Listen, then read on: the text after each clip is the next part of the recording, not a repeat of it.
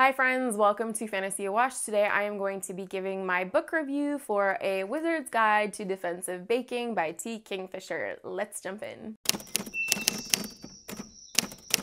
I had seen this book floating around BookTube because it is labeled as cozy fantasy, and boy is it ever. I would say that this is probably on par, if not cozier, than Legends and Lattes, which has definitely made the rounds over the last year and a half or so.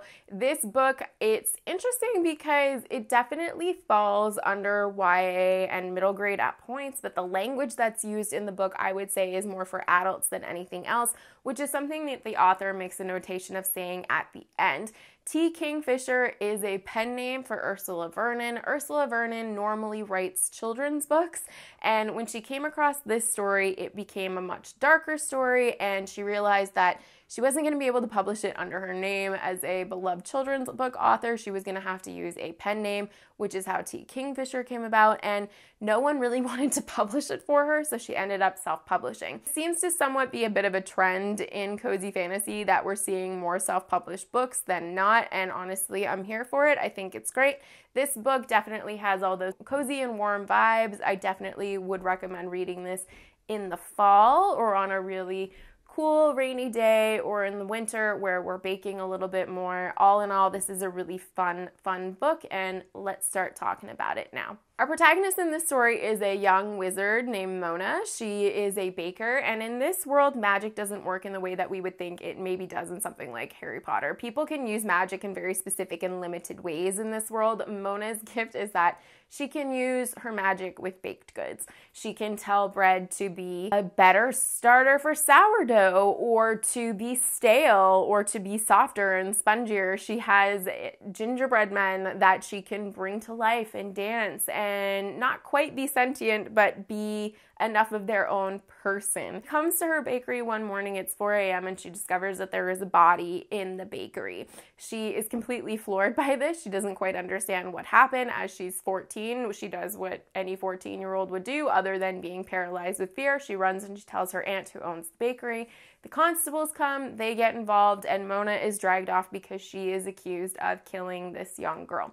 The story progresses fairly quickly, and we realize that Mona is not guilty of this, of course, but there is a plot to kill all the magicers. This is the wordage that has been attributed to people that can use magic in this world. The plot is to kill all of them and eliminate them.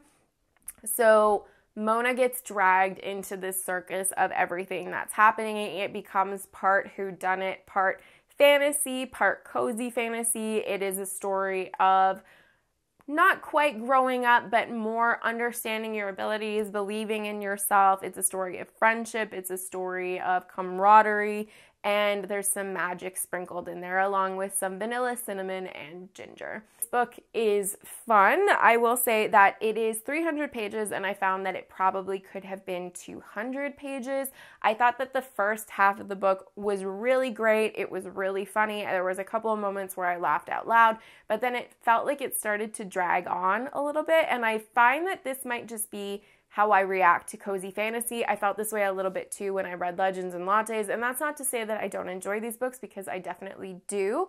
I just feel like we maybe need to be a little bit more concise and to the point, which is something that I feel like T. Kingfisher could have done a little bit more eloquently, but I still think it is a really fun book. And if you are familiar with baking in any way, shape, or form, I definitely recommend that you read this book, because there are some baking puns in here that are just so clever and so funny that you sit back and go, I see what you did there, T. Kingfisher, and it's good. I approve. Really enjoyed this book. I gave it a 3 out of 5 stars. I think it's fun. It's one that you could read with a younger audience, with your kid or something like that, or a class if you're a teacher, but it does have some older language at the same time, not like profane language or anything like that, but words that kids would struggle to understand, I feel like.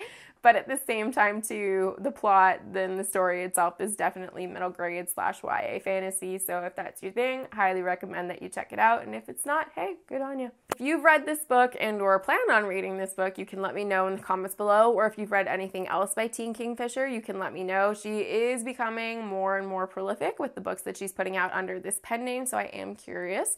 If you would like to help support me, you can hit like and subscribe. And if you would like to come chat with me about books in more detail, you can find find me on Instagram at fantasyawash. As always, I will see you next time. Bye.